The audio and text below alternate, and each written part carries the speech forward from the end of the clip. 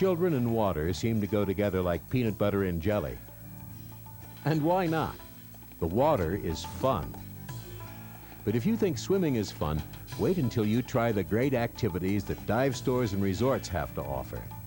Activities like snorkeling, scuba rangers, supplied air snorkeling, or even scuba diving. But water activities aren't all just fun and games. Each new activity presents its own set of risks. You see, the water is not our natural environment. The air is. So each time you enter the water, there is a risk of an accident that may lead to an injury or even death. Before you begin your new water adventure, there are some risks that you and your parents must be aware of and understand.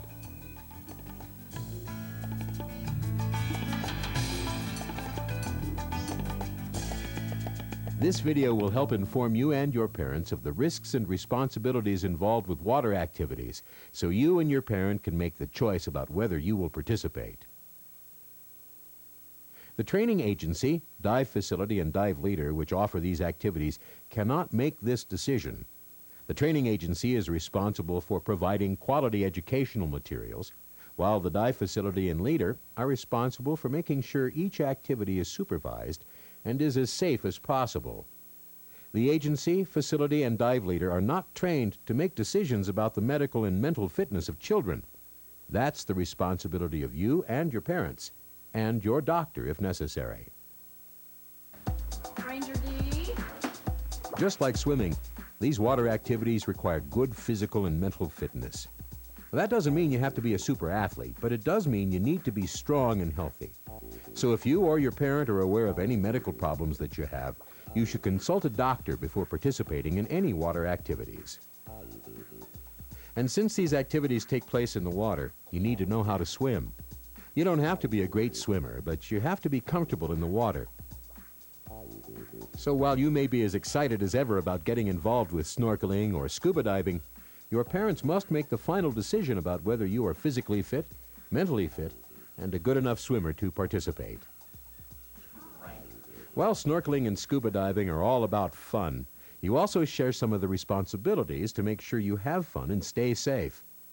Most importantly, you need to listen to your dive leader and follow the rules. Your dive leader is there to help you learn and have fun, so you should always follow directions. Communication is very difficult underwater. Since you and your dive leader can't talk to each other, you will learn some hand signals to help you communicate. It's very important that you look at your dive leader often and that you pay attention to all the signals. If you don't, you may miss out on what your dive leader is teaching. You also need to stay with your group and with your assigned buddy. Your dive leader will assign you to a buddy. You and your buddy will help watch out for each other. Plus, it's more fun to dive with a buddy.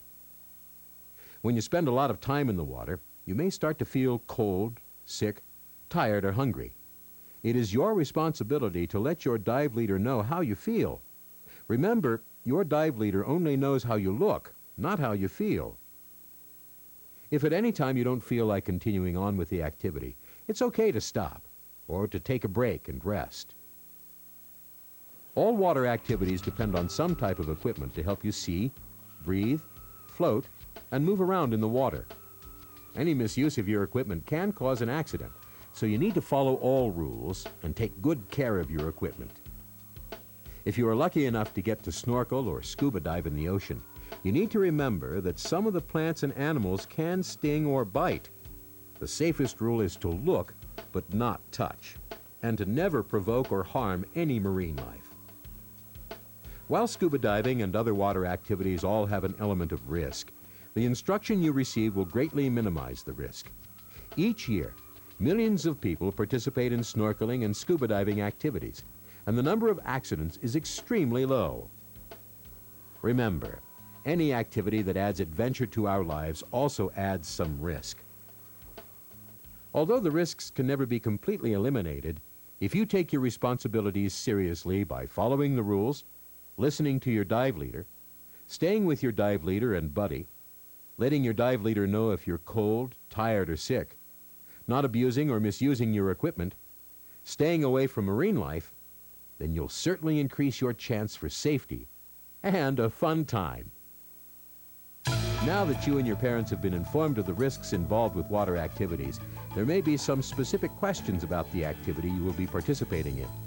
You and your parents should talk with your dive leader before signing the parental statement and starting the activity.